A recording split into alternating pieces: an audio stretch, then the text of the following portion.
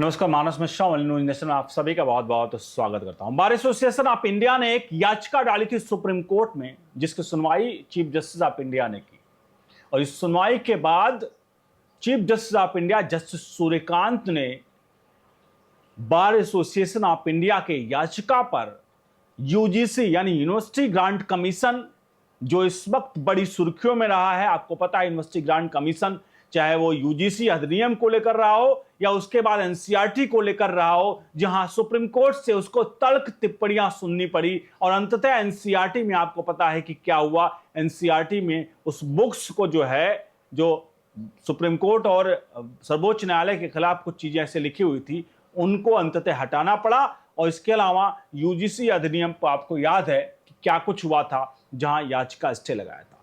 फिलहाल इस मामले पर जो बार एसोसिएशन ऑफ इंडिया ने याचिका डाली थी, आज सुप्रीम कोर्ट में चीफ जस्टिस ऑफ इंडिया ने जबरदस्त उसका पर आदेश दिया और फैसला सुनाया। और यह फैसला सीधे तौर पर आपको बता दें, क्योंकि इस याचिका में यूजीसी को नोटिस जारी किया, केंद्र सरकार को नोटिस जारी किया गया है और बार काउंसिल ऑफ इंडिया को भी नोटिस जारी किया गया है। और इसका सीधा कनेक्शन आपको बता दें, देश में जो 5.30 करोड़ केस हैं जो पेंडिंग पड़े हुए हैं, जिनको क्लियरिफाई करने तक, किसको क्लियर करने के लिए एक तरह से मोदी सरकार भी बहुत तेजी से काम कर रही है। जहां उन्होंने सुप्रीम कोर्ट में जजों की संख्या को बढ़ाया, अध्यादेश ला करके उसको लेकर के, और इस पर खुद चीफ जस्टिस ऑफ इंडिया ने इस पर मोहर लगाई। तो फिलहाल आपको लिए चलते हैं इस पूरे प्रकरण में क्या कुछ हुआ है। और ये जो मामला है पूरा, जो कहीं ना कहीं बार एसोसिएशन ऑफ इंडिया याचिका लेकर आई, इसको लेकर के आपको बताते हैं पूरी खबर। अनुरोध करेंगे वीडियो के कमेंट बॉक्स में अपनी राय प्रतिक्रिया जरूर दीजिएगा और वीडियो को लाइक शेयर जरूर करेगा। आपको बता दें पूरे प्रकरण में क्या है मामला। असल में सबसे प्रमुख, अभी आपको याद होगा, पिछले दिनों चीफ जस्टिस ऑफ इंडिया ने देश भर के वकीलों को लेकर के एक बयान दिया था, जिस बयान में मतलब एक टिप्पणी के दौरान कहा था, कॉकरोच शब्द का इस्तेमाल उन्होंने किया था। जो कॉकरोच शब्द असल में वकीलों के लिए था, वो वकील जो फर्जी डिग्रियां लेकर घूम रहे हैं।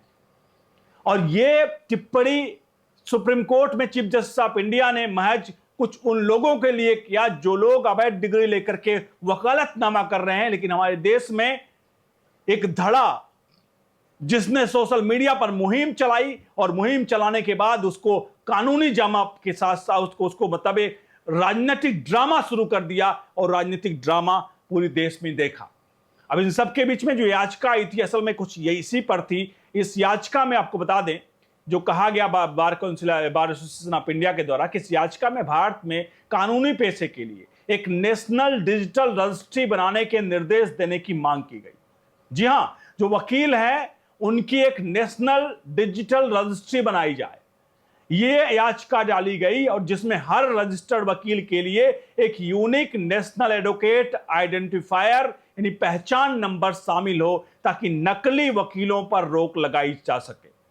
आप रुकिए, क्योंकि ये सीधा मामला हमारे देश के पेंडिंग केसेस को लेकर के है। और आखिरकार इस पूरे मामले में यूजीसी को क्यों यहां पर एंट्री लिया गया, कि आखिरकार यूजीसी कहां से आ गया, उसको ही बताएंगे। तो ये मामले की जब सुनवाई हो रही थी, तो chief justice of India justice Suryakant, justice Mohana की बेंच ने कहा कि यह आइडिया नया और अच्छा है और इसे टेक्नोलॉजी की मदद से किया जा सकता है। बार एसोसिएशन ऑफ इंडिया की ओर से दायर याचिका में बार काउंसिल ऑफ इंडिया को एडवोकेट एक्ट 1961 की धारा 49 के तहत सोशल मीडिया और डिजिटल आचरण संहिता कोड ऑफ कंडक्ट बनाने के निर्देश देने की मांग की गई थी। और बार एसोसिएशन ऑफ इंडिया की ओर से जो पेश वकील थे, विपिन नायर और प्रशांत कुमार पेश हुए। सुनवाई के दौरान सीजीआई ने बार के युवा सदस्यों को मजबूत करने की जरूरत पर जोर दिया, और उन्होंने कहा उन्हें प्रोत्साहित किया जाना चाहिए। जब याचिकाकर्ता ने वकीलों के लिए सोशल मीडिया और डिजिटल आचार संहिता के मुद्दे का जिक्र किया, तो बेंच ने कहा कि उसने डिजिटल प्लेटफॉर्म पर कुछ बुरे कमेंट्स देखे हैं। सीजीआई ने कहा हम आपको इनमें से कुछ उदाहरण दिखाएंगे कि किस तरह के बुरे कमेंट और बयान दिए जा रहे हैं, और हमें यकीन है कि इनका कानून से कोई लेना देना नहीं है। सीजीआई ने कहा कि वकील जिम्मेदार होते हैं, और उन्होंने कहा कि वे सबसे पहले प्रोफेशनल एथिक्स यानी पेशेवर नैतिकता सीखते हैं। बेंच ने कहा वे वकील ऐसी चीजों में शामिल नहीं होंगे जो लोग ऐसा कर रहे हैं। वो पैसे को बदनाम कर रहे हैं हो सकता है, और वो असली प्रोफेशनल ना हो। इसमें बता दें, उन्होंने असली प्रोफेशनल की बात कही ना हो।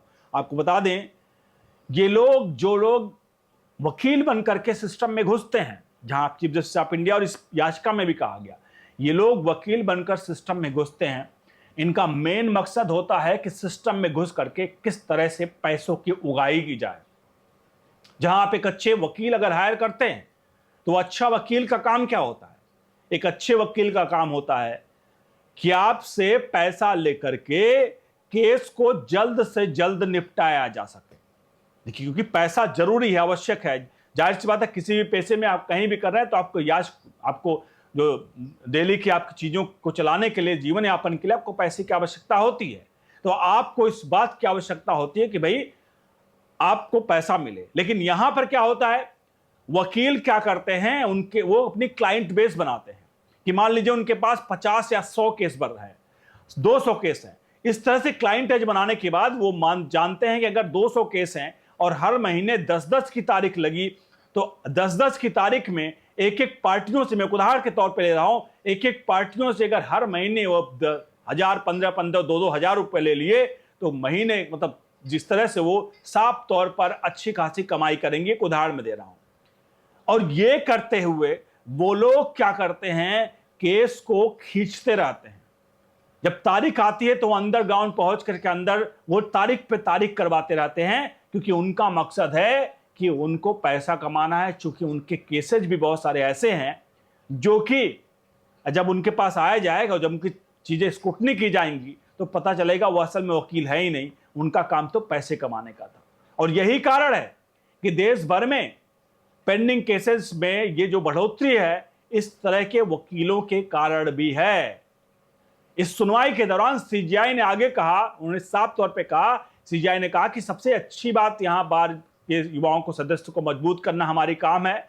उन्होंने कहा कि कुछ हाईकोर्ट और कुछ जिला अदालतों में भी बार के युवा सदस्यों ने एसोसिएशन बनाई है और वे रचनात्मक एकेडमिक गतिविधियों और कानूनी मुद्दों पर चर्चा में शामिल हो रहे हैं। सीजीआई ने कहा, हमारी पूरी उम्मीद बार के युवा और सदस्यों के पैसे की ओर से होने वाली पीढ़ी पर टिकी है। बेंच ने यह भी कहा कि इस मामले में लॉ यूनिवर्सिटीज को भी पार्टी बनाना होगा।